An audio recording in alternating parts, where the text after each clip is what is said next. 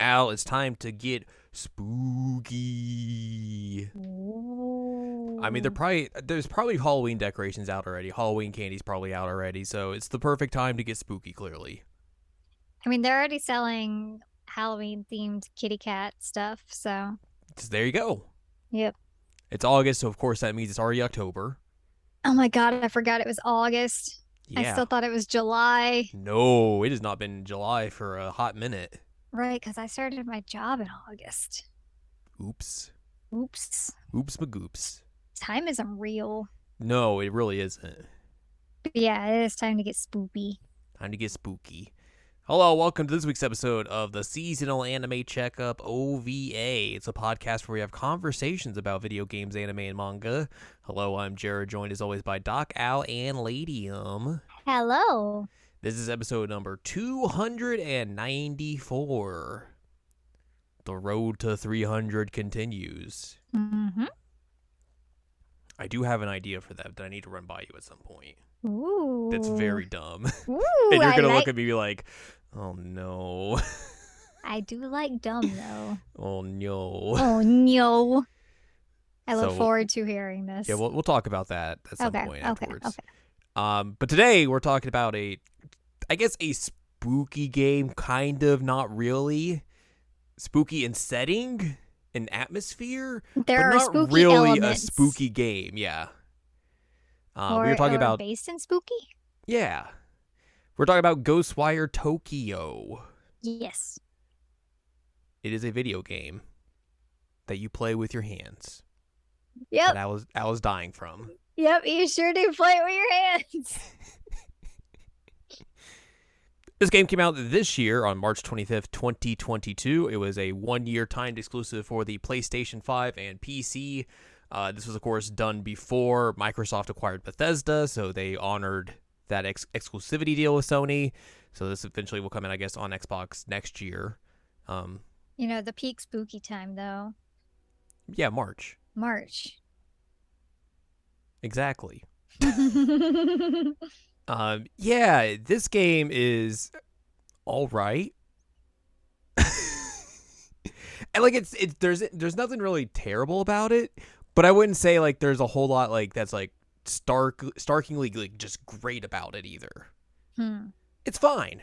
It's a totally fine game. That if you're able to get on sale, because they put this game on sale a lot lately. Let's be real. Um, yeah, it's fine to get. Like it's not super long in terms of length and everything, and I think the gameplay is all right. It plays well. It's a very nice looking game, which helps because it is a current gen game and all that sort of stuff. Yeah, it So definitely looked nice. yeah, and I was even playing it in like frame rate mode, so like it could even look nicer. Whoa. Very fancy. So yeah, let's dive into this video game. This was announced back at E3 2019, Before which times. seems like 7,000 years ago. The before times. Yeah. It was announced by Shinji Mikami and creative director Ikumi Nakamura. They announced, hey, this is an action-adventure game with horror elements. This is the game that Tango Gameworks has made after they made the two Evil Within games. So a little bit of a departure from the survival horror motifs that they had made with those games in particular. Mm-hmm. Nakamura later resigned from Tango Gameworks in September 2019, leaving the studio after 9 years. Unlike the Evil Within series of video games, Ghostwire is primarily an action-adventure game instead of a survival horror game, though the game still remains some horror themes and elements. Shinshiro Hara, who worked on the combat of 2016's Doom, Oh. joined Tango to help the team craft the game's action-oriented combat. According to him, the game's combat, which was largely inspired by kuchikiri and martial arts, enabled the team to put a lot more movement and personality into the player action, as the player's hands are organic extensions of the character. On September 21st, 2020, Bethesda was acquired by Microsoft, blah, blah, blah, blah. This is what we talked about. And then they're like, hey, we'll still honor your exclusivity deal, blah, blah, blah, blah. And then it came out. Not a whole lot on the development side in terms of Wikipedia stuff. It exists. The Doom 2016 note is interesting though. Mm-hmm. I didn't notice any element like that I mean, you could say obviously it's a very different style of action first-person gameplay. Very different style. But it's still kind of like fast-paced and stuff that like that kind of gameplay, that sort of style fits within this, I would say. So like that kind of tracks in how like you might take that style from Doom and put it into here. Okay. But I think that's about it in terms of how I would think. In terms of that, I guess like it also like there's the idea of like you're able to do multiple ways to approach combat, like you can in Doom and all that sort of stuff. But that's also just a thing you can do in a lot of other first-person shooters. So right. But I think mostly it would be like the fast-pacedness of the combat per se. That makes sense. It is currently sitting at a 77 out of 100 for the PC release and a 75 out of 100 for the PS5 version on Metacritic. So, like, a lot of people would probably look at that and be like, oh, no, it's a 7. Terrible. But, like... worst game ever. Again, it's fine. Yeah. It's fine. I mean, that's what a 7 usually means, is that it's fine. It does use the DualSense in some fun ways. Like, it has, like, the adaptive triggers and everything.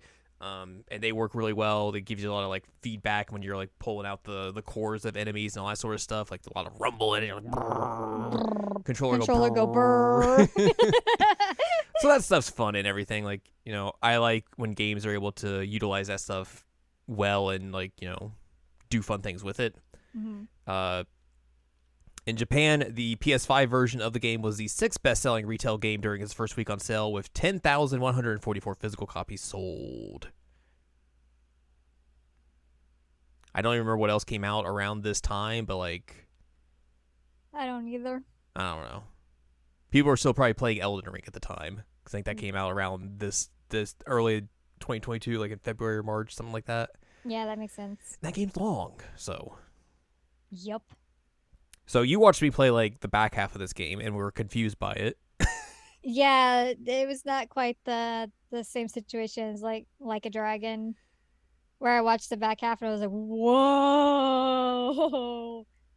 I was watching the back half of this. I was like, what is happening right now? And also there's a spooky lady with some hair.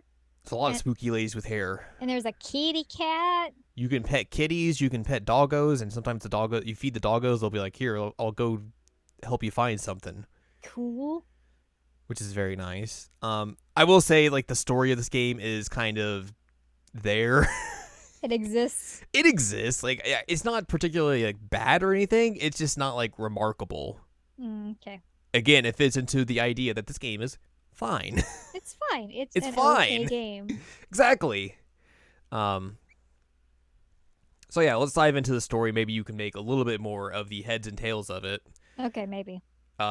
So you start this game, and there's a spirit flying over a traffic accident that has happened, and it's trying to find a body to possess, and it stumbles upon Akito, who was knocked out from the incident, and that is the main character. And then you wake up and you're like, oh no, my body's been possessed. Ugh. And then spooky fog comes in. And basically everyone gets spirited away. So that's why when you're going through the entire game, it's like there's like no one there except for like the spooky ghosts. Spooky ghosts and animals. Spooky ghosts and animals. That's why, because everyone else has been spirited away essentially. Oh, okay. That tracks. There's a guy with a Hanya mask, which is the main villain that we saw. He shows up and he's trying to basically summon some evil entities and sealing spirits away, doing all that sort of stuff. And the spirit who is KK, who possesses you, is like, hey, we got to go hunt that guy down and everything. But first you got to go find your sister, who's in a hospital. So you go to find your sister, Mari, and then you find out that Hanya's beat you there, and he basically wants to steal your sister for a ritual. Ah. Because she's in a coma. Coma. You try to get her back, but basically you get beat up. Rude. And stabbed in the chest. Rude. It's very rude. You learn that your sister had been caught in a fire. That's why she's in a coma. Yeah, that part was confusing to me. Yeah. And then you and KK get together like, hey, we got to stop this fella from doing his stuff. Along the way, you learned about like the other investigators that KK used to run with before he died. and how they tried to stop this dude but failed originally, and now like you're gonna try and basically use all the information that they had gathered previously and everything, and try and stop this guy as well, while also going around and trying to like gather spirits so they don't get sucked up into this weird plan that this dude has. So, did they ever explain what happened to KK and why he's there? And He's dead. well, I know he's dead. He possessed you, but He's like, dead. did they explain how he died and why he's back and all that? That's a good question. Like who the heck he was? He was basically like a dude who was trying to like stop paranormal activity, essentially. Like him and his crew did that sort of stuff. So he's a ghost bro. Yeah, essentially. I don't remember if they mentioned why he died or anything. Why he died? Someone took his life. Well, yes, that's but like I guess how he died essentially. I don't Okay, remember yeah. if that's sad. You would want to know how he died. if there's a thing that mentions that. I don't remember. Okay. But eventually you run back into Hanya again, and you learn that like this guy is trying to like destroy the barrier between the living and the dead, like the land of the living and the dead, and just bring them all together. Mm-hmm. And also he's trying to do this so like he can live with his wife and daughter who had also died forever. Forever Ever. Forever ever. One of those people is like the daughter is one of the people that used to run with KK as an investigator, and also this guy is using KK's dead body as like a puppet. Oh, yikes. Which is not nice. Yeah, that is not cool. Eventually, like, there's a point in time where you get like KK ripped out of you, so you have to like go around and try and like find another one of his partners to help you find a way back to him. Essentially, do they possess you too? No. They just like they help you along the way. They just give you some information and everything. That is Rinko. She's the one you steal her bike from later. Oh, I remember seeing her, and she goes away. Yes, that's her. She becomes clothes. She becomes clothes because she's also a spirit. Oh, is she a spirit? Yeah. Oh. Well, how'd she die? I don't know. Okay. She just died. Sometimes you just die, I guess. Yeah, so eventually you're able to get back to KK and everything, and everything's hunky-dory, and you continue pursuing Hanya and everything, fighting off like his minions and all that sort of stuff, doing in some boss fights. We're gonna pull some tails, not get spotted. That was an annoying fight.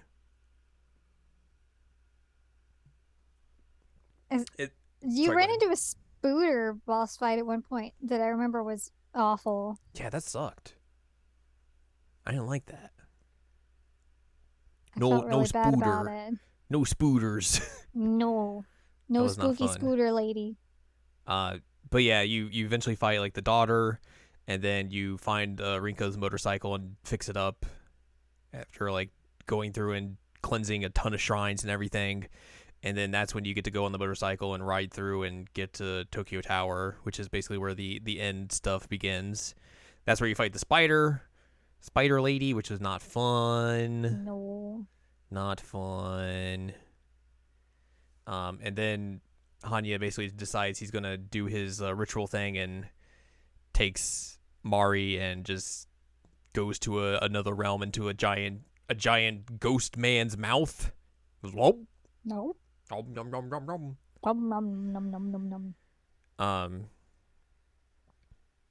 And then after that, you have to like figure out a way to get in there as well. And then Akito has to basically find a way to like confront everything that's happened to him so far, of like, you know, the loss of his parents and everything, how he's dealt with that, how he, you know, him and Mari's relationship has kind of been splintered throughout all this because, like, you know, his parents dying and everything, or their parents dying and everything, like, left him like very emotionally like cold and everything, and like it almost made Mari suicidal and all that. Is that the part where you were like going through all the different rooms that looked like memories? Yes. How did their parents die? Oh, how did they die? They died. They died, just like KK. I forget exactly. Maybe not in the same method, but also dead. I think the dad had died previously, and then like the mom was the one who got sick and died. Oh, okay. Something like that. Because then they became spooky ghost parents later on. Yes. But you basically have to like confront all of this and like learn like exactly what all has been going on that you've kind of like shut out, and like confront that and like learn to accept everything that's happened essentially. And then you find yourself in the underworld. Ooh, And spooky. Hanya tries to like complete his ritual and everything, but Mari's spirit puts a stop to it and flings him down a hole. Yoink. Yeet. Yeet, essentially. And he had essentially like Akito had essentially thought like the fire stuff was like his fault and everything. But she's like, no, I had to go back in there and grab our parents' wedding rings because that's the only memento we have of them. And that's why I got stuck in this fire, and then I'm dead. Blech. Yeah, yeah, and for some reason, like her door was locked, Yeah. which was really confusing. But she did actually die. Is that what happened in the end? Yeah, at the end scene she dies. Yeah. Okay. I didn't realize that's what was happening, where she was like actually dying. Yeah. So she tells him all that and basically is like, hey, just don't be so hard on yourself, yo. And then Hanyo climbs out of the hole and his daughter and wife is like combined with him, and now he's just a big monster. And then you beat him and you free all the spirits. Yay. Is that like the family picture at the end was the Hanya guy? No, Okay, that's KK. that is KK. We'll get to that here in a brief second. Sorry, I'm getting ahead of you. I know, how dare you. The worst. And then after that, you see Akito's parents come and they take Mari and they escort her to the afterlife. And he's like, I'll live a good life now. They have I'm good. face masks on. They do. Wild masks. And then KK starts leaving your body and basically is like, hey, let my wife and daughter know that like I wasn't a terrible person essentially. And then he leaves you, and then that's when you find because you had this picture of like his wife and daughter before, and then like you like flip it over and it's like all three of them. Mm-hmm. And then that's just how the game ends. Yeah, that was how it ended. And I was so confused because it was like, is that his family? Is that the spirit man's family? Is that the villain's family? Who is this? Yeah, because you wouldn't have seen when I had picked that up, so that would have been very confusing. Yeah. I mean, many things are confusing to me, but that was quite confusing. You are correct. Because like they make it very known like when you pick that up like whose family this is. Oh, okay. So it's not like it's any doubt or anything. Okay. With that. But yeah, I figured like there was gonna be like some like post credits thing where like you'd go and like a scene of him going to talk to like the family and stuff like that. But it's like nope, that's it. It's over. It was weird. It was weird. You were right. It's a strange way to end the game. It felt like it was incomplete. Yeah, kind of. I can certainly see that. I mean, at least from my limited perspective of watching you play it on stream. Mm-hmm. And I think I was also distracted by Xenoblade most of the time. So yeah, I missed many things. I mean, a lot of that game was me just running around Shibuya, just being a weirdo and fighting stuff. So and yelling about spooky hair ladies. Spooky hair ladies are the worst. It's awful. Are they just hard to fight? Yeah, they're just annoying to fight. Ugh. Because they have a lot of HP and just like will beat the tar out of you. That's rude. Yeah, it's very mean. I do like that the enemies are all based on like Japanese like horror myths. Yeah, I think that's also like really good. Like it does a great job of kind of like pulling from all that stuff and making it all seem very viable and reasonable. It's also very funny that I was like looking at some of these things and be like, oh, I know what this is from Shin Megami Tensei games. Yep.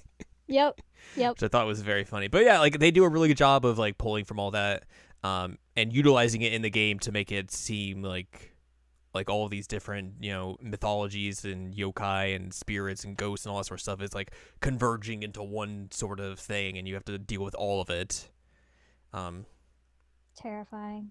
I think like a lot of the enemy design is really good as well. Mm-hmm. It is kind of a shame that like a lot of it is reused throughout most of the game. So there's not like a huge variety in it, but like the stuff that you do see I think is like very well done. I like the spooky umbrella guys. Yeah, like a lot of this game, like, you know, like there isn't a whole lot of like, you know, like you said, enemies in terms of like variety and all that stuff, but like they make all that stuff look really good. So, you know, you take the pros and the cons there. So even though you don't get a whole like a lot of different variety in enemies. Like all the enemies you will encounter, they look really nice and good and very spooky. Except for the spider lady. Except for the spider lady, she can go away. Get out of here. Get out of here. Monster, get out. You get to pet the kitties, and that's always a good thing. Give them for the a game. chin scritches. Always a good thing for a game. It's very good. And then there's all complain like, where did humans go? Why is there some weird thing over there? I'm hungry. I imagine that's what cats would be like. Or like, where did my people go? I want food. What is happening? I am personally inconvenienced, and I don't like this. Yeah. There's a lot of them that will like, they also like just hang out together and just be like, what's going on? This is weird. Weird. I don't understand this. There are a lot of like side quests as well you can do throughout the game, but they don't really amount to a whole lot of like story stuff. Like they're very little story things, but they don't really interact with like the main story altogether. It's mostly just like, here's a spirit who has this problem and go figure it out for them, or like this spirit has issues with this yokai, go figure it out and deal with it. Do that sort of thing. Like, it's not like they're not very in depth. There is a lot of them. They will give you experience and everything. They'll give you items that will help you and level you up and all that sort of stuff. But like, it's not the best sort of side quest. And also, like, even if you don't do a whole lot of those, like you'll be fine in terms of leveling. Because like I did probably like a good majority of them for like the first half of the game, and then I didn't do any basically to the last half, and I was like more than fine in terms of like how my character was leveled and specced out and everything in terms of like fighting the final bosses and everything. So there was like no real issues in terms of that sort of stuff. The hand fighting is not something I'd ever seen before. No, and I think it's a really interesting way to create like the combat for this game, because like you said, like it's not something you usually see in terms of these sort of action games, specifically like, you know, horror themed action games. So the way they utilize all that sort of stuff and apply it to the game in a way that makes sense and like it makes it very believable that like this is a thing that you would do in this situation, I think works really well. I think it would have been neat if they had done like there was like more to it, but I think for what like how they wanted that combat to be in terms of it's kind of like it's a first person shooter but you are using your hands, like I think it works pretty all right. There is like other stuff you could do, like there's like talismans you can use for like some of them will like it will like throw down like portable cover for you so you don't get spotted, or like you can like expose the enemy's cores more quickly if you use some of them and all that sort of stuff. Like that stuff is interesting, but like I didn't really use a whole lot of it throughout my playthrough because I didn't really feel the need to use it, because like most of the time like I could do stealth pretty all right, and I could get through the combat pretty decently. Like there wasn't a whole lot of like combat scenarios where I was like really super overwhelmed and like couldn't figure it out or anything like that. Like most of the time mostly seem fine. Yeah, that was just playing on like the normal difficulty, so I was pretty all right with regards to most of that stuff. Legit, the only time I saw you get flustered at all was the spider lady. Well, yeah, and that was just because of external factors. Yep. I mean, like you obviously didn't like the hair ladies and you would yell about them, but like you didn't seem like you were really struggling against them. No, it was just I knew I was gonna have like I knew I was gonna have a fight when I came across those ladies, so I knew it was gonna be not an easy time, but like it wasn't nothing that was like, oh, I'm gonna struggle with this. This is, oh man, I don't want to deal with these guys. It was just like, oh, this is gonna be a longer fight. You know, I'm going to think a little bit more in terms of how I approach this, so that sort of stuff. But yeah, the spider lady was mostly just like, oh, this is gross. And then, like, I think the only problem with that fight is it just took me a little bit to figure out like the trick behind it. Right. And that was the only issues I had. So, but yeah, I do appreciate the fact that this game isn't just a straight up like horror game. So I could get through it relatively fine. Like there's no jump scares at all in this game, which is great. Yeah, so like it's just like here's a game with horror elements, but it's not a horror game per se. And I think that's neat. I think so. I was worried that I wouldn't be able to watch you because I would get scared. No, it was fine. It was fine. It was totally fine. A-okay. So yeah. Like I said, I think this game is fine. Like there's nothing terrible about it. There's nothing really bad about it. I don't really have anything bad I could say about it. Like, it runs really well. It looks really nice. The gameplay's all right. Story could be better, honestly. Mm-hmm. Like, that's the only, I think, really hindrance of the game. But, like, again, for what it is, like, it's okay. I can't really say too many, like, faults about it, and I wouldn't, like, outright say it's bad or anything. It's fine. The key word of this episode, it's fine. It's fine. So yeah, like I don't have anything bad I can really say about this game. Like, but also at the same time, like, I wouldn't say this game does a whole lot that's like great or groundbreaking or like new and innovative. You know, it is an action adventure game. It's a first person shooter. It does all the stuff you would think from those kinds of games. It's a first person open world game. Does all that sort of stuff you would expect from those kinds of games, and it doesn't do it badly. But it's also nothing that you haven't seen before. Right. So. It's not a game changer. No, and like, not every game has to be that. No, I agree with you. So like I said earlier, like, I think if you can find this game on sale, which, like I said, they have put this on sale quite a lot lately. It's not a bad time to play. Can you imagine if every game was a game changer? Be too much. Nothing would be Nothing would be would interesting. actually be a game changer anymore because everything's a game changer. Like, I think the review scores for this are right where you'd expect them to be. Yeah. Like a good 7, that's a perfect score for this game. And again, a 7 out of 10, a 70%, that sort of deal. That does not mean this is a bad game. I know a lot of people have that in their mind, that if it's not an 8 or above, that means it's not good. That it's literally unplayable. Yeah, like, that's just not the case. It's hard to get that out of your mind, considering how, I mean, publishers will basically try and tell you that as well. So it is hard to, what's the word I'm looking for? It's hard to break yourself away from that mindset, essentially. But yeah, 7s are fine. It's A-okay. And it's better than okay. Like, this was a 5 or 6, that would be like more of like, this is okay. Right, like that's a middling game. Yeah. This is fine. It's totally fine. I don't know if they would do more with it. Like, the obviously the story doesn't really set up for a sequel or anything, and they're kind of just like, everything's kind of wrapped up in a nice little bow. So I don't know exactly what this development team is going to be doing next after this. Like, do they return to the Evil Within or something? Mm-hmm.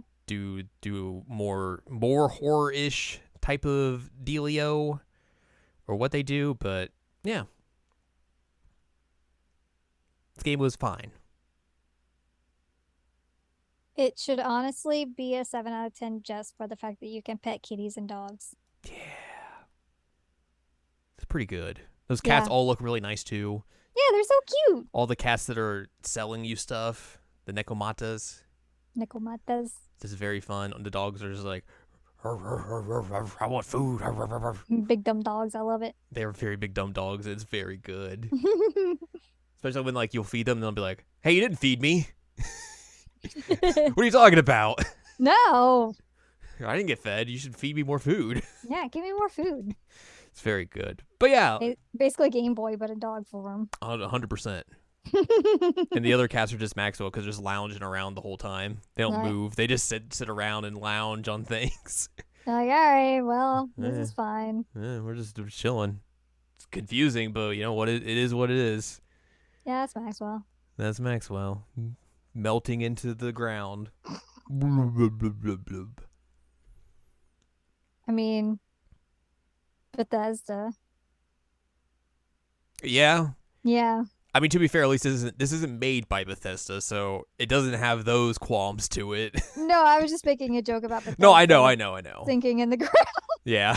Was it you that I killed, or was it Keller that I killed when I said something Bethesda? It must have been Keller. I don't remember. There was something that sounds like a you joke, though. Something fell into the ground, and I was like, "Oh, Bethesda," and I think it was Keller, and he just like legit lost his mind for a second. Yep. Good Al jokes here. Yep, I make jokes about Bethesda. Yep. Yay! So yeah, that's Ghostwire Tokyo. I guess if you're an Xbox player, like, and when this comes out next year, play it on Game Pass. Yeah, that's a good way to.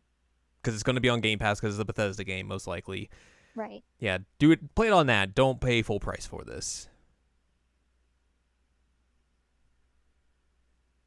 So there you go.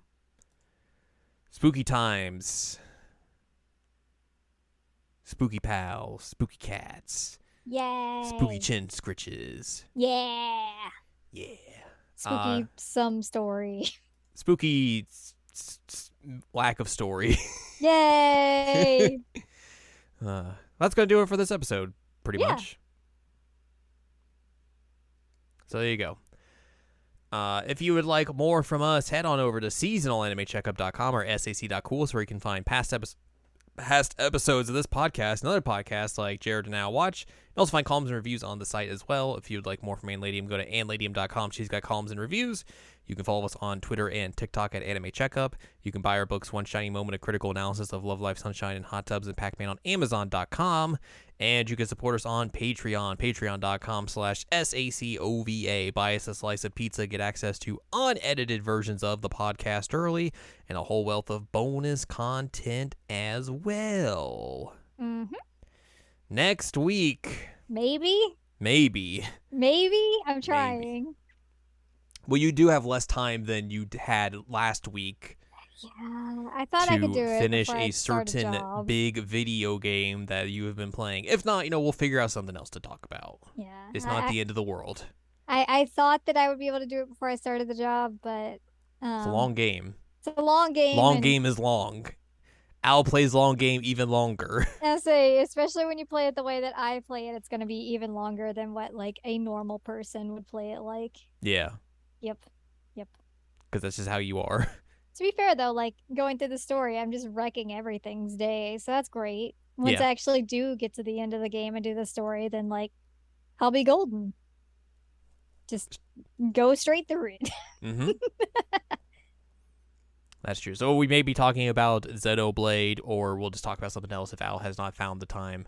Not found the time, or had the time, I should say, to finish it up. So look forward to whatever we do next week.